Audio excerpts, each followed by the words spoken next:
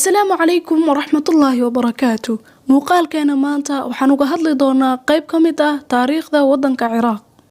Ciraaq waa wadan ku yaala bariga dhexe ama galbeedka Aasiya. Ciraaq waxay xuduud la leedahay wadamada kale ah Urdun, Suuriya, Turki, Iiraan, Kuwait iyo Sacuudi Carabiya. Mesopotamia oo ah jumlad ama erey Giriig ah macnihiisuna yahay dhulka labada webi ay maraan. Labadaasi webina waa Furaat iyo Dijla. Waana magacii hore ee qadiimka ahaa ee la dhihi jiray dhulka hadda loo yaqaano Ciraaq. wuxuuna ahaa meelihii ugu ilbaxnimada horeysay dunida. Ilbaxnimadii ugu horeysay ee ka dhalatay wadankaasi waxay ahayd Sumerian, taasi oo ka dhalatay koonfur bari Ciraaq.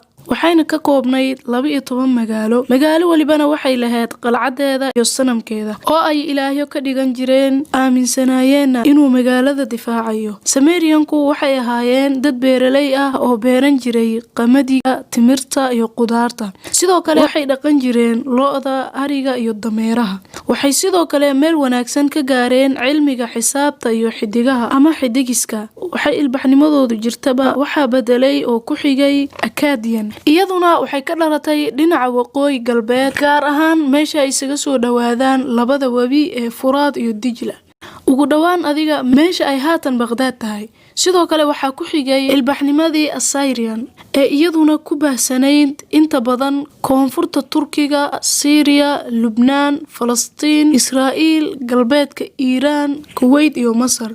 Assyriantu waxay inta badan ahaayeen dad beeraley ah, maamulkoodana wuxuu ku tiirsanaa boqortooyo. waxaa ku xigay iyagana Babylonia, iyaguna waxay ahaayeen dad ku dhaqnaa magaalooyinka iyo beerahaba. boqortooyadoodana waxay ka koobnayd 10 ilaa 15 magaalo oo magaaladiina ay ku noolayd 100,000 ilaa 500,000 oo ruux. xukunkoodana wuxuu ku salaysnaa boqortooyo. maxkamaduhuna waxay ahaayeen xarunta sharciga, iyadoo maxkamad walibana ay lahayd 1 ilaa 4 qaadi ama garsoore. bulshada Babylonianku waxay u kala qaybsanaayeen ilaa iyo 3 dabaqadood ama ilaa iyo 3 darajo oo kala ahaa dabaqada sare oo loo yaqaanay Ebiliyu, oona ahaa saraakiisha dawladda, wadaadada diinta iyo dadka hantida haysta. sidoo kale dabaqada dhexe ama qaybta labaad oo iyadana la dhihi jiray Moshikan, waxayna ahaayeen dadka beeraleyda ahaa.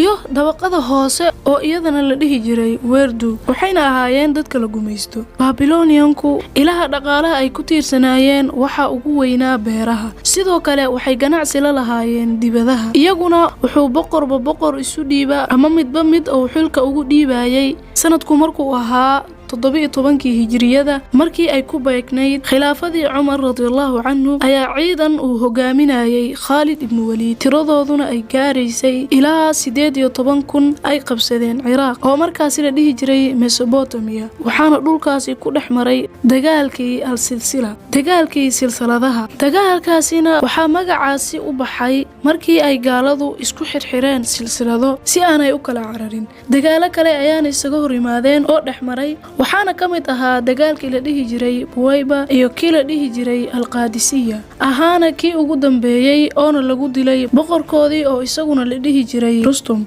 halkaasna waxaa awoodii dagaalka kula wareegay muslimiinta oo u talin jiray dhulkaasi Ciraaq. waqtigu wuxuu isbedbedelaba, waxaa dhalatay dowladii Cabaasiyiinta. magaalo madaxna waxay ka dhigeen Baghdad, taasi oo noqotay meel aad ugu muhiimsan xagga ganacsiga. waqtigii ugu fiicnaa oo markaasi soo maray xaruntaasi ama xukuumaddaasi wuxuu ahaa waqtigii xukumayay ama uu xilka hayay Haaruun al-Rashiid. amniga iyo ganacsiga ka sokow waxay aad ugu horumartay xisaabta iyo caafimaadka, iyadoona Baghdad tahay meelihii ugu horeysay ee isbedel laga sameeyo. sidoo kale isbedelka gudihiisa waxaa ku yaalay macaahido ama macahadiyo caafimaadka lagu barto. muddo markay xukumaysay dowladii Cabaasiyiinta kadib waxaa qabsaday Tataarkii, aadna u qaribay oo u burburiyay magaaladii ahayd Baghdad. sidoo kale dowladihii soo maray waxaa ka mid ahaa uguna dambeeyay dowladii Cuthmaaniyiinta, iyagoona dhulkaasi xukumayay ilaa uu qabsado gumaysigii Ingiriiska. qaar ka mid ah dhulkaasi haatan Ciraaqdan cusub oo ay soo mareen gumaysigii Ingiriiska iyo dowlado kale oo aad u fara badan oo intooda badan ku yimaadeen ama ku qabsadeen nidaam afgembi ah. waxaan u kala qaadi doonaa waqtigii gumaysiga iyo madax banaanidii ka dambeysay gumaysigii. haddaba 2 qaybood ayaan u kala qaadaynaa. qaybtan halkan ay noogu eg tahay maadaama uu muuqaalka nagu sii dheeraanayo. Waxay noo balana insha Allah qaybta xigta una diyaar garow. Waadna ku mahadsan tahay daawashada muuqaalkan aad daawatay. Fadlan ha iloowin muuqaalka inaad like saarto aadna sii share garayso. Wassalaamu calaykum waraxmatullaahi tacaala wabarakaatuh.